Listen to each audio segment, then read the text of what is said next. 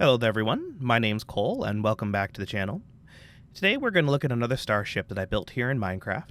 Like the other starships that I've shown on my channel before, this one was built primarily using creative mode, as well as using World Edit and MC Edit to help things out. This is an armed research class vessel. It's designed to do research in hostile or unknown regions of space, and is really designed to get the crew in as quickly as possible so they can do their research and return home as safely as possible. It has a crew complement of 4, and overall is an extremely basic design. We'll go on ahead inside here, and we'll have a look. We can enter the inside and the rear part of the ship using this ramp that comes up the side. So immediately when we come in, we're in the storage area and the reactor section of the ship. Now, the OHSA member was not consulted when the ship was built because aesthetics were more important than the safety. So over here is main engineering with the reactor here. With the main engineering console right here. As the crew complement on the ship is only 4, this area was designed to be controlled autonomously, or either autonomously or through the bridge. This is really just back here kind of for diagnostic purposes, although it can control the ship as well. So we have some storage over here. This can be storage either for the research mission that's occurring or storage for components for engineering back here. There's another engineering workstation over here. With another little console right here. This is more of a research console as opposed to one that's used for engineering here. Like some of the other starships that I've shown, the last 2, I do have automatic doors. I'll show those quickly just down here as well.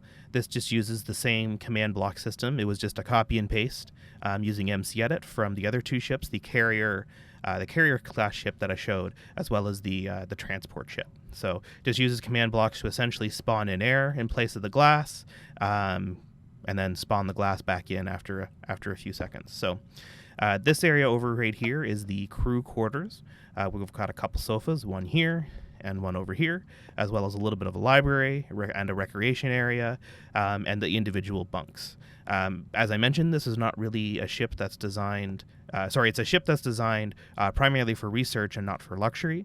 The captain would sleep here, as well as the other researchers for the ship as well.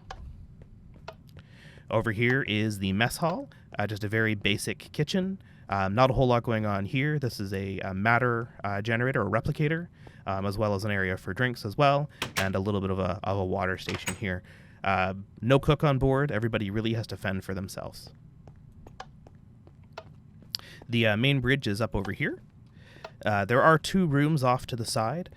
This is a research area designed for whatever task is being completed. A stand-up research area right here with controls to control whatever maybe a probe that's out there or some sort of payload. It's designed for controlling and interpreting data here.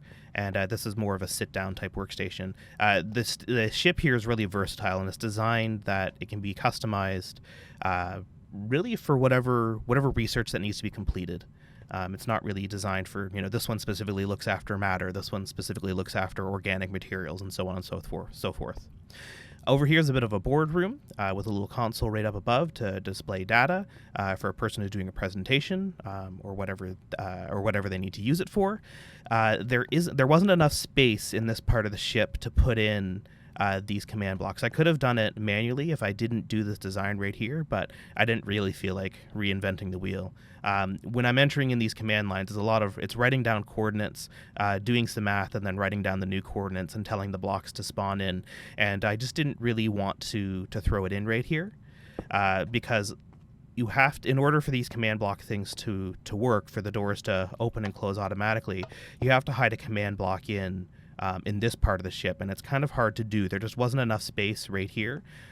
If I wanted to do it, I would essentially have to have like a command block right here, have the door right here, and really that just cuts too much into the room.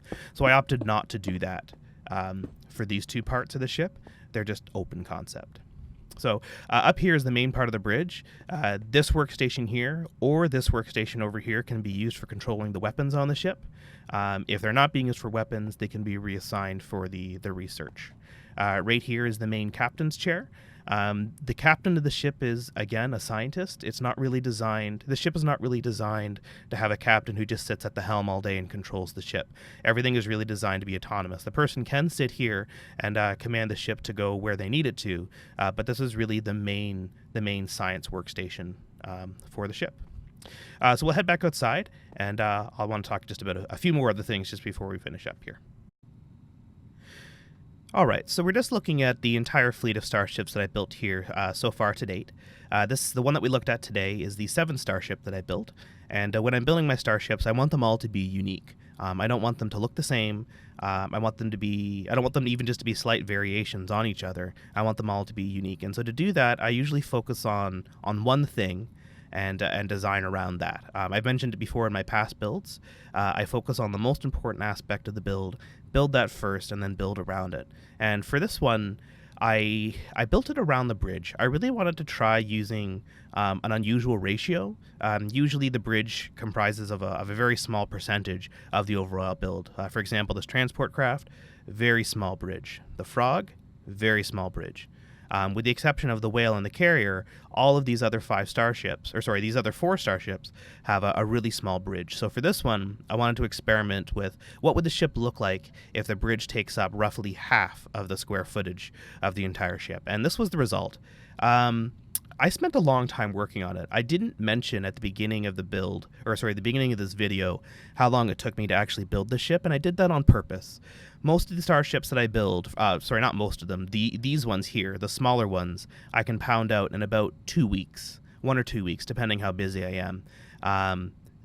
This one, however, took 4 weeks. It actually took just as long to build this one as it did to build the carrier. And the reason for that is I built it and destroyed it a number of times. I just wasn't happy with what I was getting. And it's just because having a large bridge and a small rest of the ship is just it's really hard to build around. And as a result, I really got this unusual shape. It kind of reminds me of a scarab, which wasn't really what I was going for when I built the ship, but that's just kind of the way that it turned out. I spent a long time working on the landing gear for the ship, trying to come up with a design that kind of fit what I was going, or kind of trying to fit the aesthetic that I was going for, and this is what I ended up with. As you can see on the other starships that I have, they usually kind of follow the same design, just kind of skinny and short, and they don't protrude out very much from the ship. Whereas this one, the landing gear extends the entire body of the ship. It expands out past it. It really makes the starship look more like of a land crawler as opposed to a starship. So, really weird design, and it was really hard to build. It was hard to get my mind wrapped around what exactly I wanted to accomplish with it. So I usually mention what I'm happy with about the build and what I'm unhappy about and what I would change. And to be honest, I'm not really sure. I spent a long time working on the ship, and overall I'm happy with it. I would say I'm probably about 60% happy with it. I do tend to go pretty hard, or pretty harsh on how I do with my builds. Well, this was more of a learning experience, more of an experiment than anything. So yeah, I'm not sure. Anyway, I hope you like what you see, and I hope you had a fantastic holiday, and Happy New Year, and I hope 2016 is very good to you. Anyway, thanks for watching. Bye for now.